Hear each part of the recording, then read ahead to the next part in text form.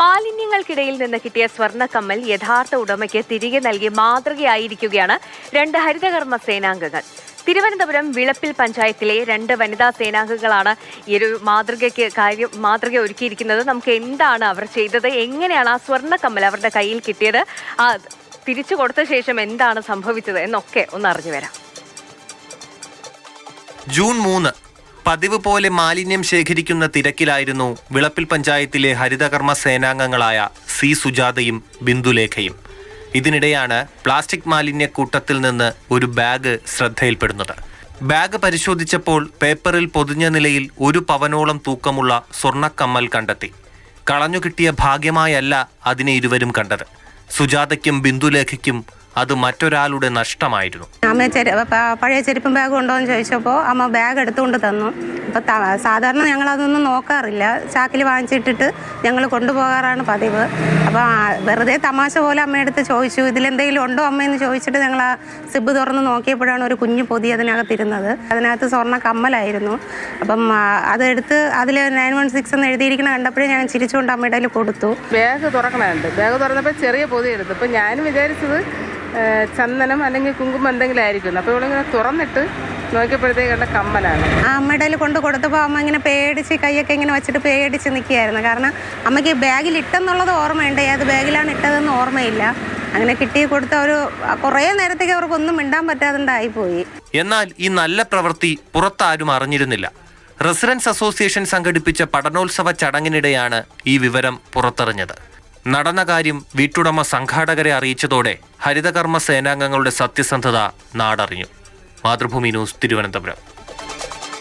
അവർക്ക് വേണമെങ്കിൽ ആ കമ്മൽ എടുക്കാമായിരുന്നു അല്ലേ? 1 പവനോളം തൂക്കം വരുന്ന ഒരു സ്വർണ്ണ കമ്മലാണ്, വേണമെങ്കിൽ അത് എടുക്കാമായിരുന്നു. പക്ഷെ അതൊന്നും ചെയ്തില്ല. അത് തിരികെ യഥാർത്ഥ ഉടമയ്ക്ക് ഏൽപ്പിക്കുകയാണ് ചെയ്തത്. അതോടൊപ്പം തന്നെ ശ്രദ്ധിക്കേണ്ട ഒരു കാര്യം, ഇവരിത് ആരോടും പറയാനും ഒന്നും പോയില്ല. പക്ഷേ കൃത്യമായ അർഹിക്കുന്ന ഒരു അംഗീകാരം അവരെ തേടിയെത്തി. ആ റെസിഡൻസ് അസോസിയേഷനിൽ അവരെ ആദരിക്കുന്ന ഒരു ചടങ്ങൊക്കെ നടത്തിയെന്നതാണ് കേട്ടപ്പോൾ സന്തോഷം തോന്നി. ടി എസ് ഹരികൃഷ്ണ നമുക്കൊപ്പം ചേരുകയാണ്. ഹരി, ശരിക്കും അഭിമാനം തോന്നുന്ന ഒരു റിപ്പോർട്ട് അല്ലേ?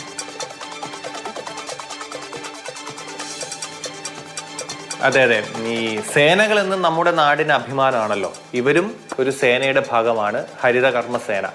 അപ്പോൾ നമുക്കറിയാം, ഈ ഹരിതകർമ്മ സേനയുടെ തൊഴിലാളികൾ അവർ ഈ ഓരോ വീടുകളിൽ പോയി പ്ലാസ്റ്റിക് വേസ്റ്റുകളൊക്കെ എങ്ങനെയാണ് കൈവശം വാങ്ങിക്കൊണ്ട് പോകുന്നത് എന്നുള്ള കാര്യം. നമ്മളിപ്പോൾ നമ്മുടെ വീടുകളിലാണെങ്കിൽ തന്നെ സന്ധ്യയ്ക്ക് അറിയായിരിക്കും, വീടുകളിൽ ഈ പ്ലാസ്റ്റിക്കുകൾ കഴുകി വൃത്തിയാക്കി, ഇപ്പോൾ ഒരു പാലിൻ്റെ കവർ ഉദാഹരണത്തിന്, അത് കഴുകി വൃത്തിയാക്കിയാണ് ഹരിതകർമ്മ സേനയുടെ ആളുകൾ വരുമ്പോൾ അവർക്ക് കൊടുത്തു വിടുന്നത്. ഓരോ മാസം അവർ വരുമ്പോൾ അവരിൽ ഈ പ്ലാസ്റ്റിക് വേസ്റ്റുകൾ നമ്മൾ കൊടുത്തു വിടും. പക്ഷെ അത് വൃത്തിഹീനമായ രീതിയിലായിരിക്കില്ല കൊടുത്തു വിടുന്നത്, നല്ല രീതിയിൽ വൃത്തിയാക്കിയായിരിക്കും ഇത് കൊടുത്തു വിടുന്നത്.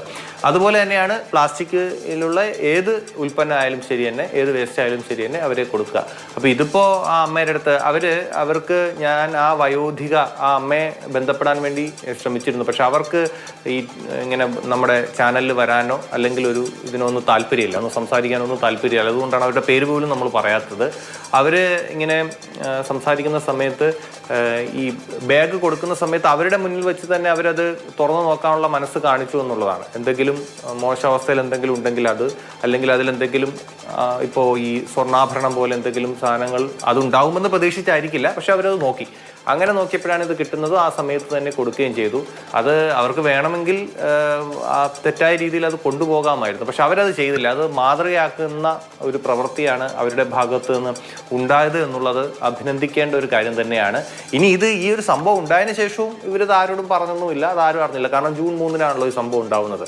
അതിനൊക്കെ ശേഷം അവിടെ ഒരു പഠനോത്സവത്തിന്റെ ഭാഗമായി അവിടെ റെസിഡൻസ് അസോസിയേഷൻ നടത്തിയ ഒരു പരിപാടി നടത്താൻ പോയപ്പോഴാണ് ഈ വീട്ടുടമ ഈ ഒരു വിവരം, ഇങ്ങനൊരു സംഭവം ഉണ്ട് എന്നുള്ള കാര്യം പറയുന്നത്. അങ്ങനെയാണ് ഇവരെക്കുറിച്ച് അവിടെ റെസിഡൻസ് അസോസിയേഷൻ ആളുകളൊക്കെ അറിയുന്നത്. അതിനുശേഷം അവരെ അഭിനന്ദിക്കുന്ന ഒരു ചടങ്ങ് കൂടി അവിടെ നടത്തി, ആ പഠനോത്സവത്തിൻ്റെ കൂടെ നടത്തി. നമ്മുടെ കാട്ടാക്കടത്തെ പുതിയ MLA ആയ MR ബൈജു ഉൾപ്പെടെ ഉള്ളവർ അവിടെ എത്തി അവരെ അഭിനന്ദിച്ചു എന്നുള്ളതാണ് വളരെ പ്രധാനപ്പെട്ട കാര്യം. ഇപ്പോൾ ഞാൻ ആദ്യമേ പറഞ്ഞതുപോലെ ഇവർ നമ്മുടെ സേനയാണ്, ഹരിതകർമ്മ സേനയാണ്. ഇപ്പോൾ ഹരിതകർമ്മ സേനയിലെ ആളുകളായാലും ആരായാലും, ഇപ്പോൾ നമ്മൾ ഓട്ടോറിക്ഷയിൽ പെറ്റ്സ് കളഞ്ഞു കിട്ടി തിരികെ നൽകി മാതൃകയായി എന്നുള്ള കാര്യങ്ങളൊക്കെ ചെയ്തിട്ടുണ്ട്. അതുപോലെ മറ്റൊരു മാതൃകയാക്കാവുന്ന ഇതുപോലുള്ള പല വാർത്തകളും നമ്മൾ തത്സമയം റിപ്പോർട്ടുകൾ നൽകാറുണ്ട്. അപ്പോഴൊക്കെയും സന്തോഷത്തോടെയും അഭിമാനത്തോടെയും തന്നെയാണ് ആ റിപ്പോർട്ടുകൾ പ്രേക്ഷകരിലേക്ക് എത്തിക്കുന്നത്. ഇതും ഒരുപാട് സന്തോഷം നൽകിയ ഒരു വാർത്ത തന്നെയാണ്. ശരി ഹരി.